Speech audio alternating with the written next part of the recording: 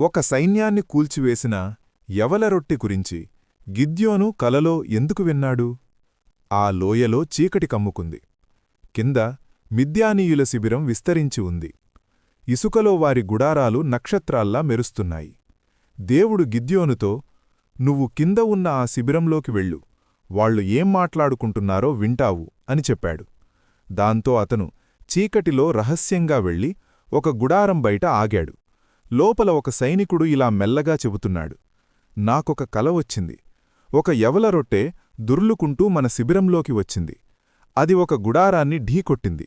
దాంతో అది తలకిందులై ఆ గుడారం కుప్పకూలిపోయింది. దానికి అతని స్నేహితుడు, ఇది గిద్యోను కత్తి తప్ప మరేమీ కాదు. దేవుడు మిద్యానీయులను అతని చేటికి అప్పగించాడు అని బదులిచ్చాడు.